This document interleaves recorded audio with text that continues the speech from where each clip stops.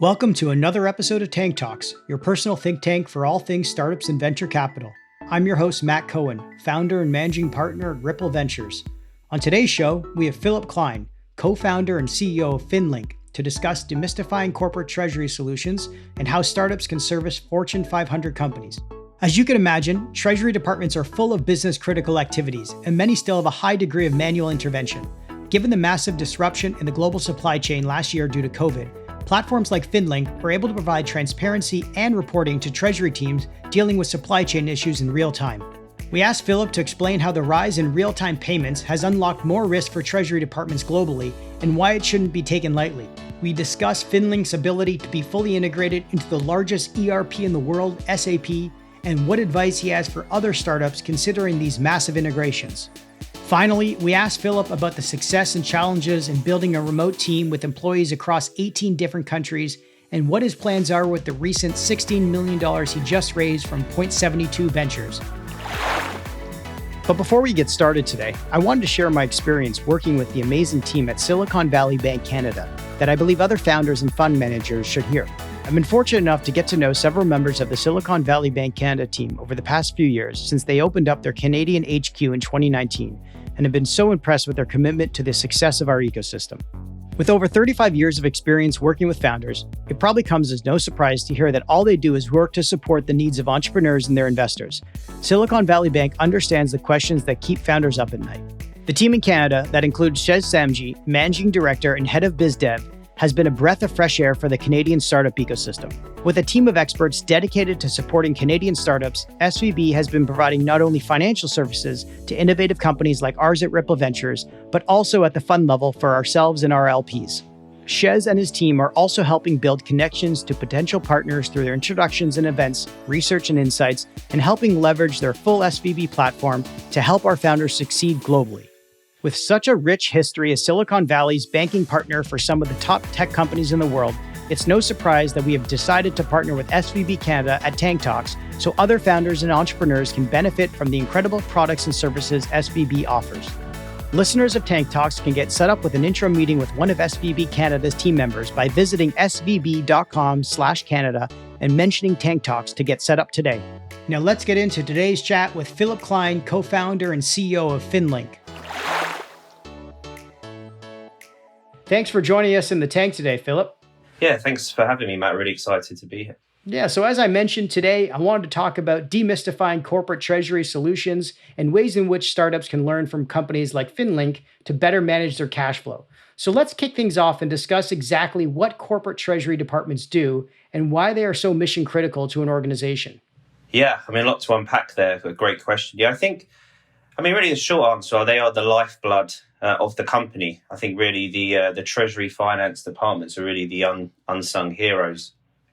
It's everything around managing cash, liquidity, investments, financial planning and forecasting.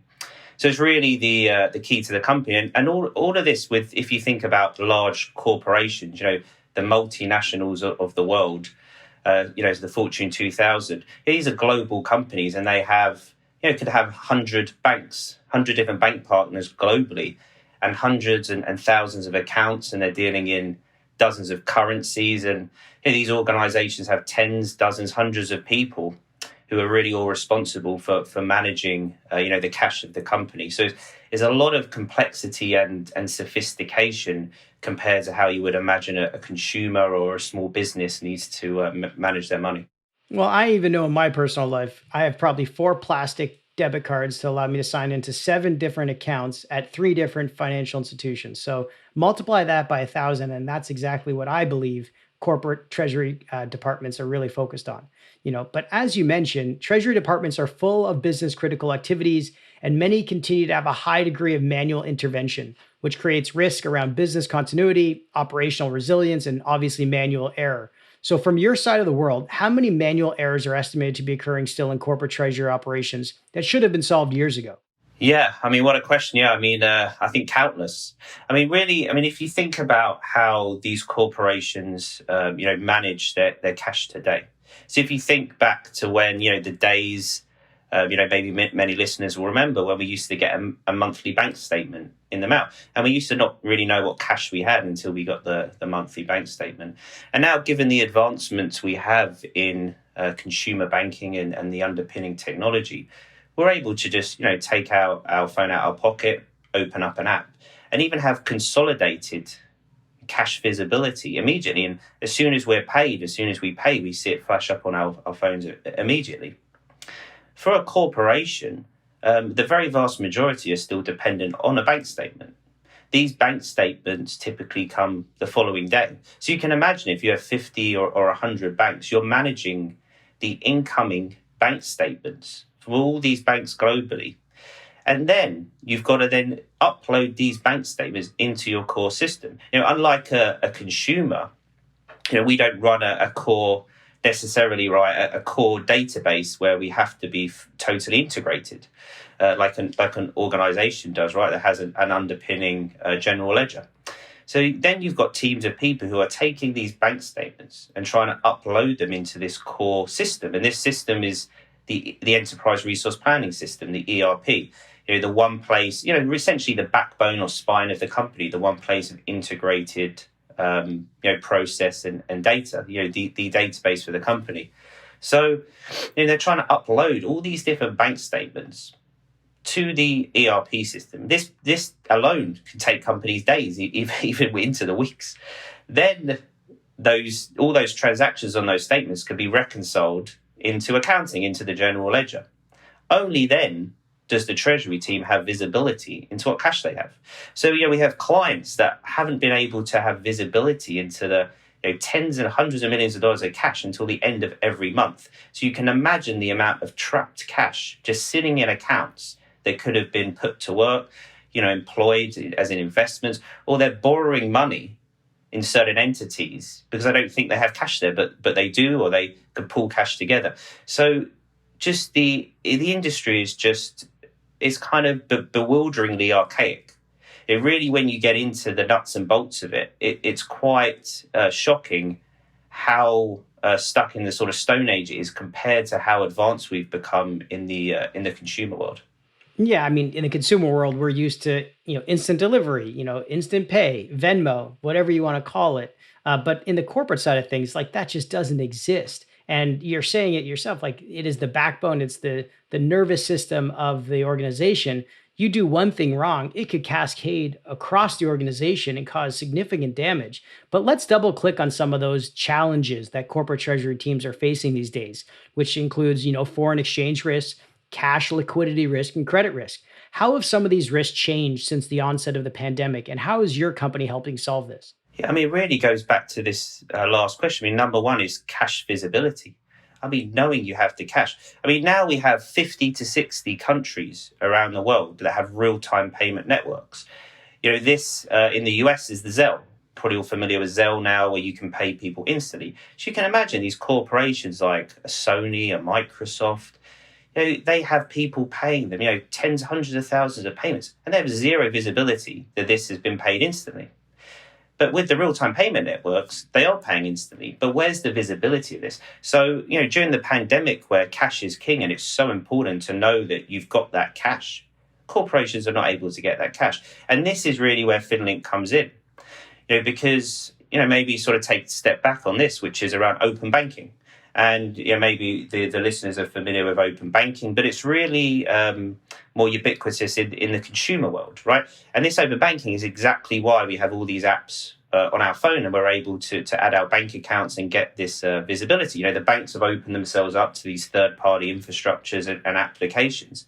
And this open banking is now hitting the corporate world, the world of the enterprise. And banks are investing very heavily to build out this connectivity and these offerings. But unlike, in the consumer world where we can just pick up an iPhone and we have an app and someone's already built the app and it's already on our iPhone and we can go on and we see it, a corporation doesn't have this. So for them to try and adopt this these bank services for real-time visibility, real-time payments, they can't do it. So there's virtually very little adoption in the industry. And we saw this quite early on at FinLync. So what we've really done is accelerated the build out of, number one, the aggregation of all these different banks and their offerings into one harmonized pipe, and then building the end solution. So for a corporation, because they run their whole company around this spine, this ERP system, they don't need another system. Because another system means you now have to implement, you now have to try and connect this ocean of data you've already got to a whole other system to get visibility. So what we did is we built something that is what really everyone expects now, right? This great consumer experience. However, these treasurers are still using a front-end GUI from the 90s, like tabular black and white displays. Now we're bringing, the consumer, the beautiful consumer interfaces, the powerful analytics, and embedding that into their existing system. And embedding it into the existing system is so important because of the data. You have total integration of data. As soon as you have a separate system, like a treasury management system, you've just completely foreclosed on all the benefits of an ERP system. One singular place for total integration. So at FinLync, we're able to connect this core spine of these corporations, the most influential corporations in the world, with their banks. So they can communicate with their banks in real time across all that and see this information. So once they're paid anywhere in the world, it's consolidated and they can see that. Then they can they can increase credit limits. They can ship goods immediately. They can employ and invest that cash. They can immediately reconcile it into accounting. So we're really flipping on its head the whole world of corporate treasury. And instead of waiting for technology, for accounting, for all these middleware layers and people to try and fix parts of the chain, we've just completely disintermediated that chain and just allowed the end user to have complete connectivity and visibility to all their cash immediately. Yeah, it's amazing. It sounds similar to a large, even startup that has a ton of tech debt that they have never addressed at rebuilding from the beginning. And now they're, 500 people strong and they've got all this tech debt that they have to rebuild, but they don't want to start over. And so they think of ways to build off of the spine. And you guys have built a completely different infrastructure or rail for people to actually get into the real-time payments aspect. Is that sort of how thinking about it from these legacy financial institutions being upgraded to what real-time payments are in sort of the consumer world or the Amazon world? Yeah, exactly. I mean, there's this notion, right, that SaaS payments is a massive market and you got to build a SaaS payments technology or business. But if you actually look at it from first principles of what's true, what do treasury teams want? I mean, rightly so, they're very risk averse, right? They're managing, they're managing the cash of the company. So if you look at what's true, right, it's they want full security. They don't want to send their data to a third party. They want full ownership and control of their data only with their banks. They don't want to send it to a third party system. And all these additional kind of layers and middlewares are all opportunity for hacking, for manipulation and fraud to occur. Whereas if you're connecting directly to your banks, you've just eliminated the vast majority of fraud that occurs through multiple links in the chain. And, the other big thing is sort of the secret's out a bit, right, with all these big implementations. And, you've got the big 4 or 5 who are charging, tens of millions of dollars in these multi-year projects and these third-party systems with these never-ending kind of implementations.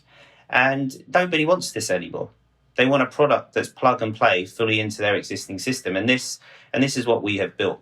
So we really looked at, sort of from decades of experience in the industry, what are all the problems that have plagued treasurers? What's really true? What do they really want? And we really built the business around those first principles. Let's double click on sort of the rise of the real-time payments, which have obviously revolutionized and streamlined operations for a wide range of businesses. And it doesn't look like real-time payments are going anywhere. Just like Amazon, provided instant supply and demand, all industries are being pushed towards this instant confirmation, instant settlement, and faster communication flows, which is good news for corporations, but it also brings on a ton of risk, especially for treasury departments. So can you give us an example of some of these newer risks that have come on? You mentioned some of them like cyber risk and software risk that's coming about because of the demand for real-time payments? Yeah, so I think that a lot of these risks are caused because of the types of technology solutions that are solving the problems, and they're actually exacerbating these risks. So, kind of a couple of points to make here. I think that, one is when you sort of hear banks and industry talk about real-time payments and they have billions of calls to their real-time payments API. So there must be so many customers. And there isn't.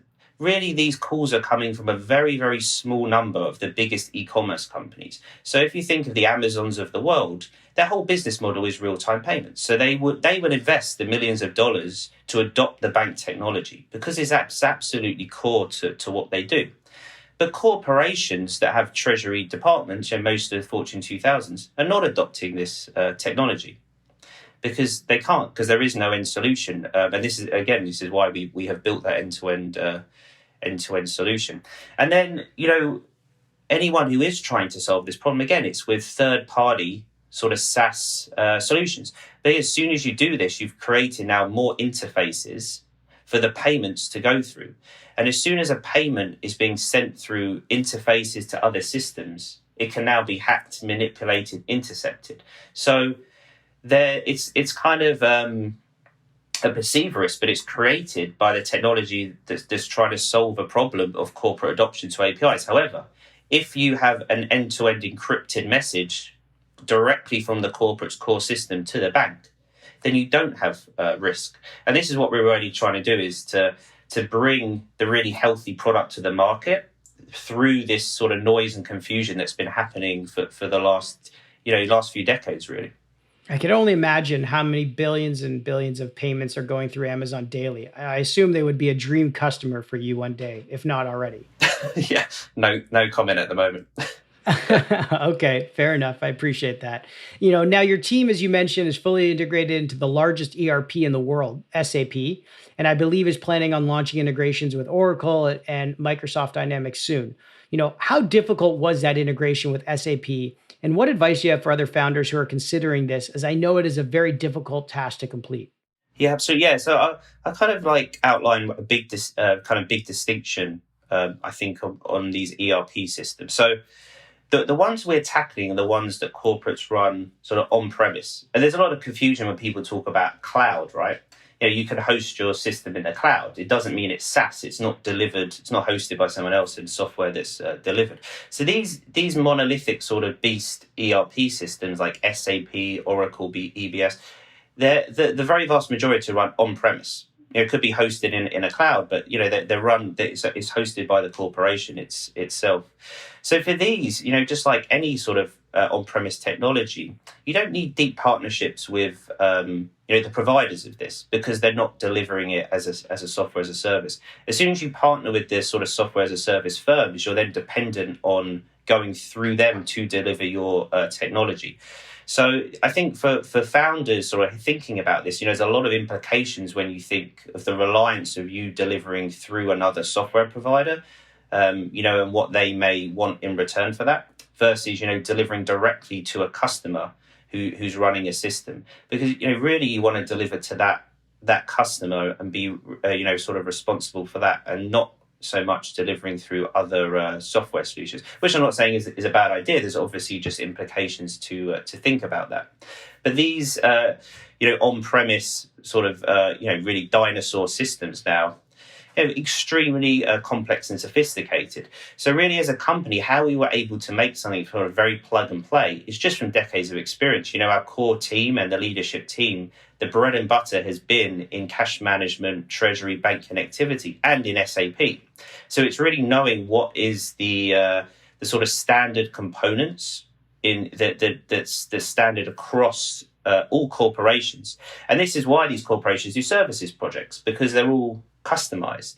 So they do the one-off multi-million-dollar services projects. So again, what we've done is just cut through and said, what is standard in all these systems? Let's build a product that latches onto what is standard, and then we can build a scalable product in an industry that's been all services for decades.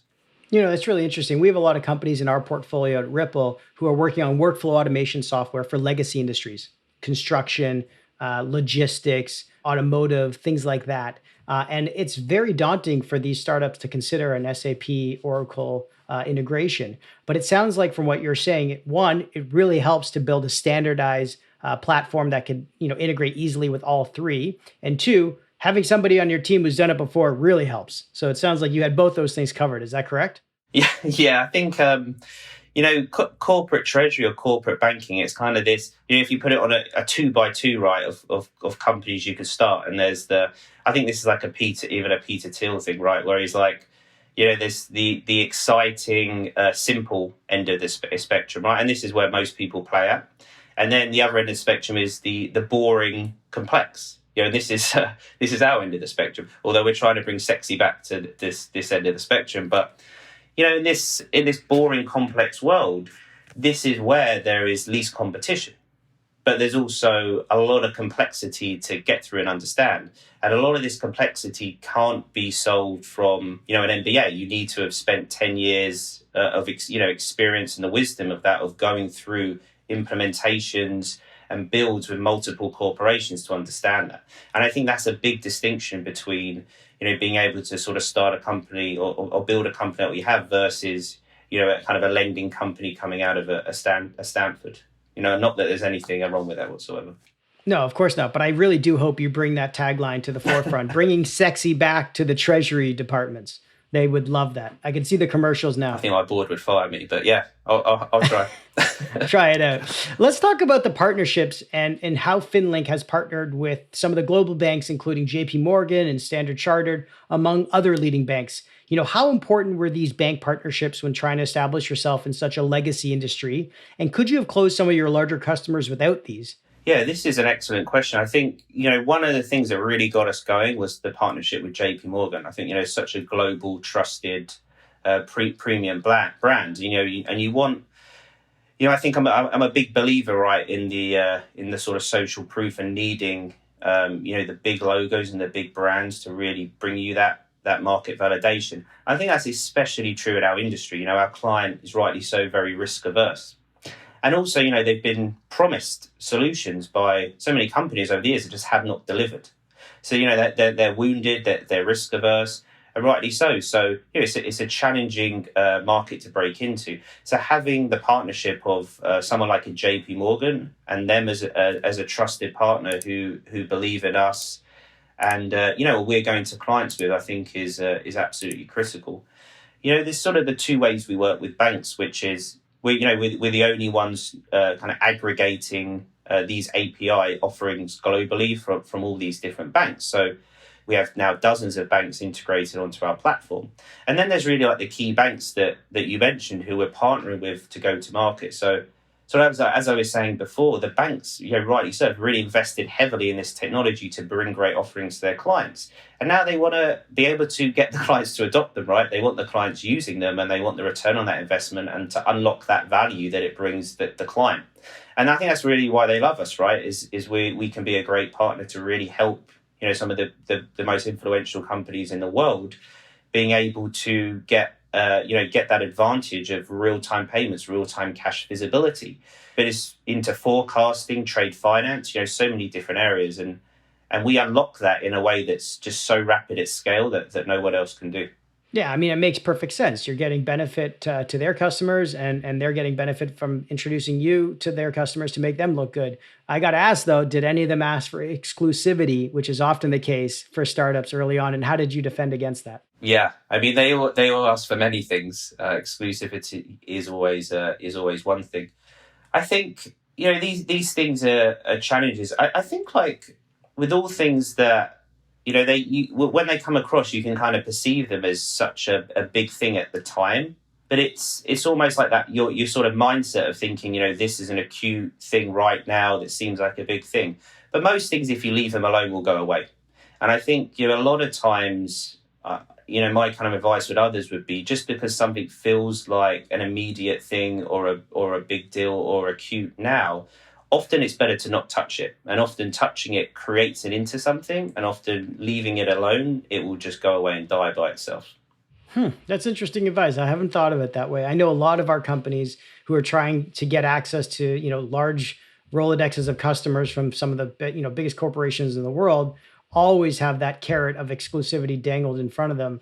And it's hard for them to say no early on. But to hear you say that if you just sort of let it be and ignore it a bit while showing them the value and what they're going to get by partnering with you, it often makes it go away, which is definitely an interesting strategy. Yeah, I wouldn't say that's like a hard and fast rule, right? I mean, I think it's not just, it's many things. I think I've just seen in my experience is people by answering them or doing something about them, they make it a thing, and often you can just leave things alone and they don't become a thing. Yeah, I mean, exclusivity is challenging, right? I think it's case by case, and you have to think about, time is always a big thing on this, right? If you think it's going to take you a couple of years to really get the benefit of it and for others to want to start doing something with you, then. So I think it's just something you have to be very thoughtful about and make sure it doesn't hamstring your business and, you're getting the value out of it. I think whoever's on the other side who wants the exclusivity, they don't, I want to say they don't care, but they don't care if your business is hamstrung. They care about their own interests, right? So I think you've really got to think about your interest in the business. And sometimes it can be hard, but sometimes you have to say no to these things and walk away. And that's the better decision. So it's just something you have to be very kind of radically honest with yourself about and your advisors and do what you think is the right thing.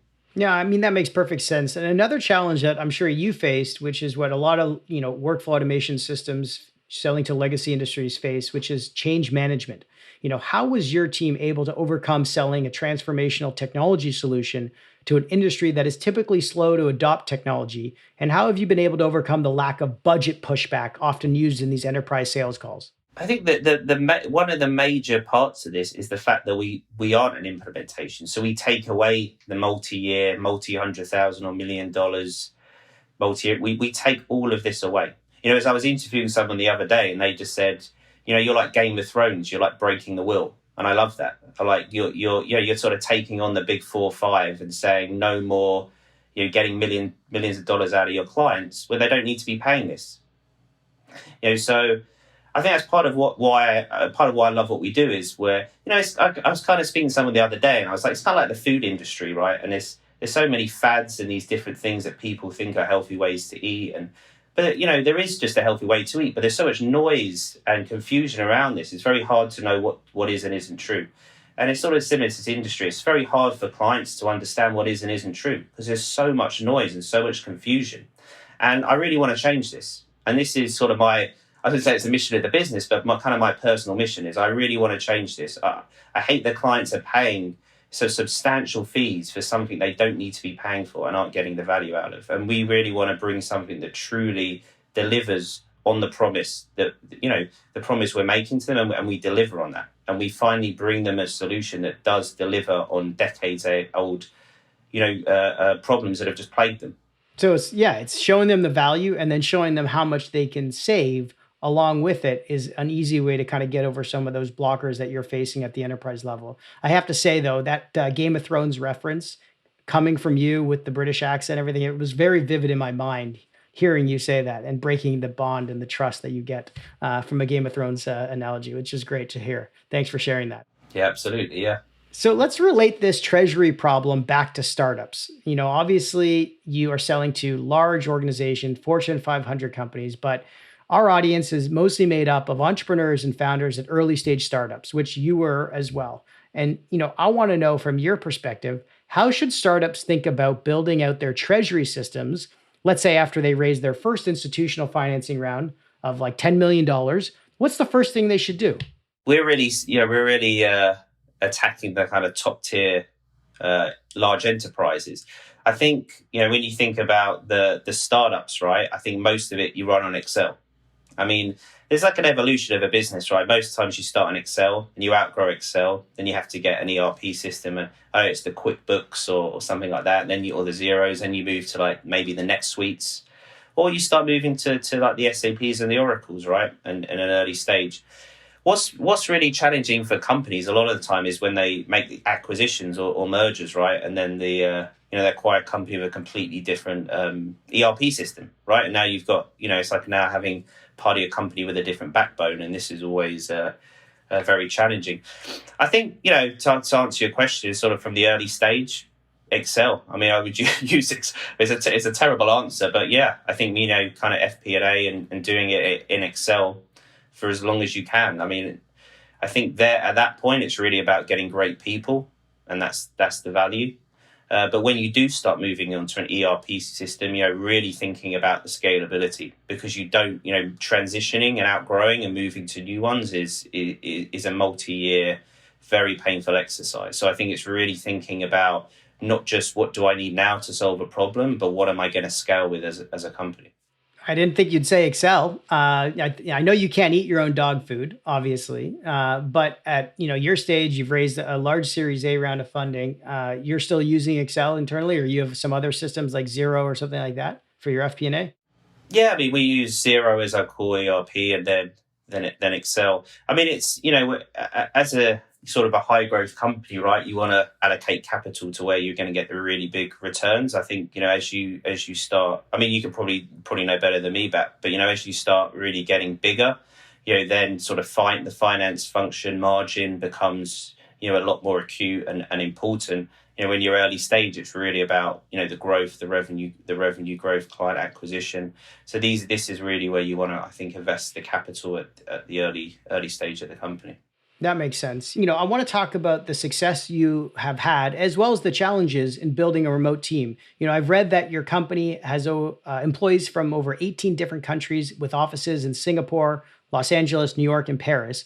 What's it been like running a startup with offices around the world? And do you have any advice for founders out there planning on doing the same in this new remote world? I think obviously when the pandemic hit, we'd already built essentially a virtual company in many ways, so it didn't really impact our ways of working.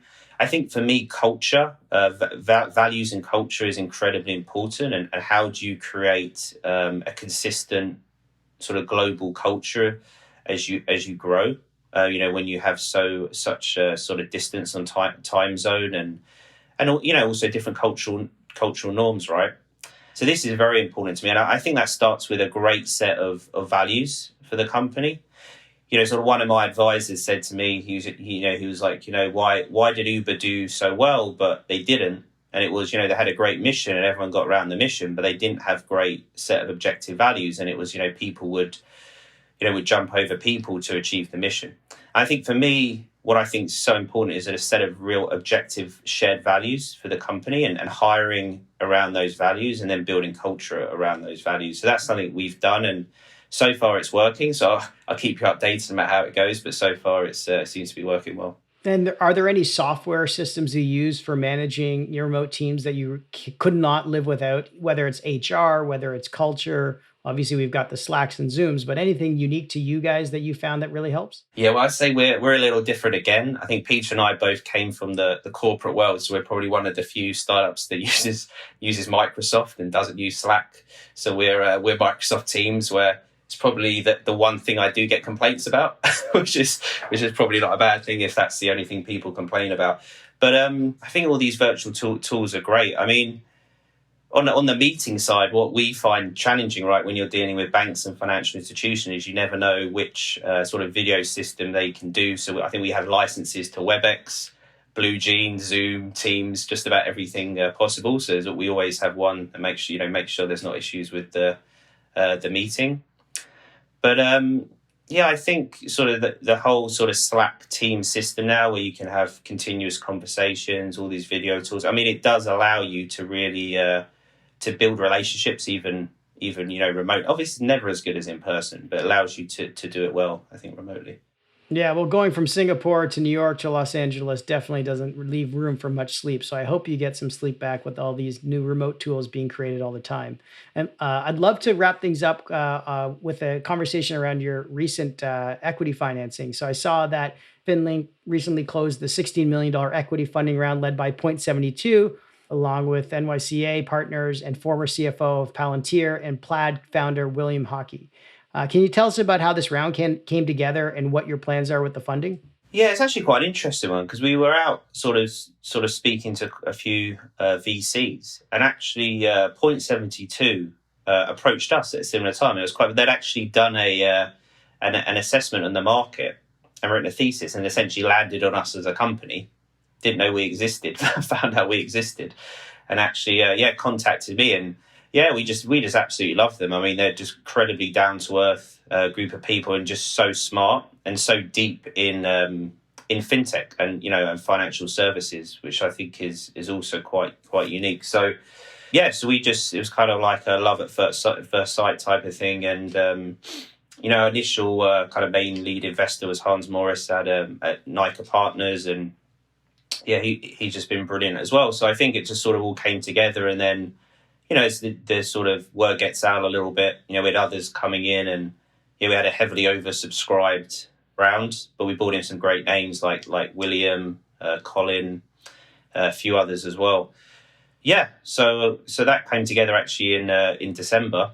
Actually, at that point, we hadn't really built out a lot of parts of the company. We'd invested incredibly heavily in the product and the tech and just making a great product. And it was really sort of myself, Peter, really doing a lot of other roles of the company. So that gave us the opportunity to move from being incredibly bootstrapped to really build out, the sales, marketing, ops, finance, partnerships areas of the company. And we did that incredibly fast.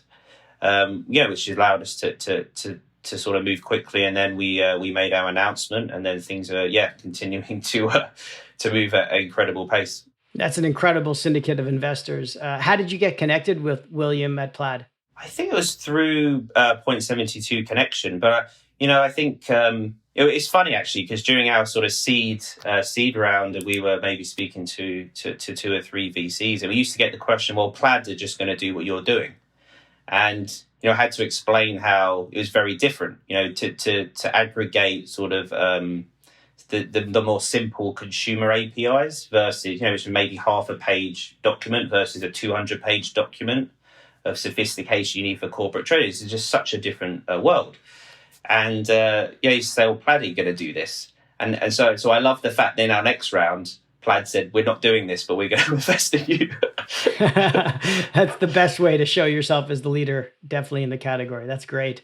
Before we wrap things up, we always ask our guests for their fast favorites, where I list off 5 categories and you list off your answers in rapid fire. So first, what is your favorite podcast? I haven't been listening to a lot of podcasts recently, but the one I used to listen, obviously Tank Talks is number 1. And then How We Built This with Raz. I used to listen to that quite a bit. That's funny. Those are my favorite 1-2s as well. I love Guy Raz. That's awesome. Number 2, what's your favorite newsletter or blog? I get this Peter Diamandis one in, actually, this newsletter I get in once a month. I quite like how he does a lot of sort of explaining kind of Elon Musk activities and why he does certain things he does. So I always find that one quite interesting. It's called PTD? Peter Diamandis is the guy behind the X Prize, and I'm probably pronouncing that horrendously, but yeah. Yeah, I know that one. All right, number 3, favorite tech gadget? Probably my iPhone. I mean, I'm on it like 24/7, so the obvious one, but it probably really is. Most people's are iPhones. Well, it could be the new headphones you got for this podcast too, though. Yeah, well, these are old new, but yeah, they're good. Old new. Number 4, favorite new trend? Well, I took up boxing a year ago, so I'm enjoying that. It gives me sort of an hour today to get out my aggression and keep a healthy mind. Running a business isn't always the easiest, so I think doing that has really helped a lot. That's fantastic. Take all your stress out on the punching bag. I love it. Or people, Matt. Or people. Yeah, exactly. And last but not least, your favorite book? Funny enough, actually, I'm reading Steve Jobs' autobiography. It's probably been out for quite a while, but yeah, I just started reading that, and got tons of insights from. Actually, it's like one of the things he said around sort of the Apple One and it being a hobbyist kit, and then the Apple II being end-to-end integrated. And I thought that's exactly sort of how, the industry of corporate banking, everything's a hobbyist kit. It's like, here's some components, now go and implement it all. And we're sort of bringing the end-to-end integrated solution. So I love sort of understanding what he did and thinking, we've sort of done, obviously not at Apple's level, but, that same similar kind of paradigm. So I really love that. No, absolutely. I mean, it still has so many, relationships to what people do in startups all the time now. So I can see how you can see value in that. But don't watch the movie with Ashton Kutcher. That's all I'd say. It will ruin the book for you. Well, thanks for joining us in the tank today, Phillip, to talk about demystifying corporate treasury solutions and how companies like FinLync are trying to help companies better manage their cash flows. Thanks for joining us in the tank, Phillip. Yeah, thanks so much for having me. Appreciate it. Thanks for listening to another episode of Tank Talks. To learn more about this episode, be sure to go to Apple Podcast or Spotify to find more detailed notes on this episode or to check out previous episodes. Also, if you enjoyed this episode, please leave us a review and a rating, as it helps us out a lot. And hit that subscribe button so you can get notified when new episodes come out. Finally, make sure to give me a follow on Twitter at Matty B. Cohen or at Tank Talk Podcast to stay up to date on new episodes or to be a guest on our show. Till next time,